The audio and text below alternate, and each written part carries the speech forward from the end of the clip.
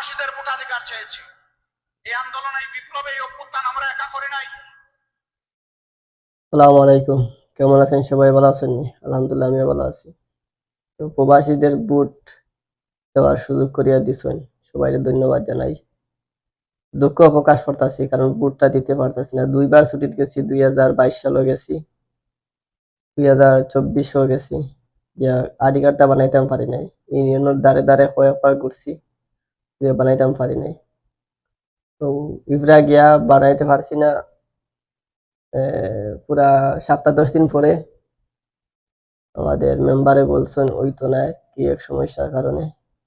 তো পরে আমার আব্বাও মারা গেছিল, আর সময় আসছিল না, বানাইতাম পারি নাই। 2022 সালে বানাইতাম পারি নাই। ওই টাইমে চেয়ারম্যানের লোক একটা বাক কইরা দিছিল, বলছিল ওনার নাম্বার দিয়ে ওনার লগে যোগাযোগ করতাম। উনি বলে 8,000 টাকা দেওয়া লাগবে, পরে আর বানাই নাই। তো ইনশাআল্লাহ যদি আলিম উলামারা আসেন, যে কোনো ইসলামিক পন্থী দল আসে, ইনশাআল্লাহ ঘুষ থেকে দেশমুক্ত হবে। আমাদের প্রবাসীরা সমান কৃতিত্বের দাবিদার। তাদের ভোটাধিকার কেন থাকবে না? তাদের ভোটাধিকার অবশ্যই নিশ্চিত করতে হবে।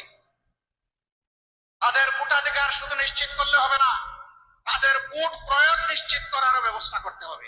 ইনশাআল্লাহ। এগুলা কি আমাদের অন্যায় আবদার? এগুলো আমাদের যৌক্তিক দাবি। প্রবাসীরা হাজার ধরনের বিড়ম্বনার শিকার হন। তার মূল কারণ হচ্ছে তাদের ভোটাধিকার নাই। এই জন্য যারা সরকারে যায় তাদেরকে গুরুত্ব দেয় না। একটা জায়গায় খুব সুন্দর করে গুরুত্ব দেয়, সেই জায়গা হলো প্রবাসীরা আমাদের রিমিটেন্স যোদ্ধা। আর বিদেশে হালকা ওজনের বড় লাগেজ নিয়ে যাওয়া হয়, আসার সময় আলহামদুলিল্লাহ ভারী লাগেজ নিয়ে আসা হয়।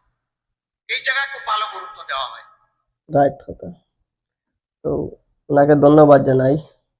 ভালো থাকুন। আসসালামু আলাইকুম। আল্লাহ হাফেজ।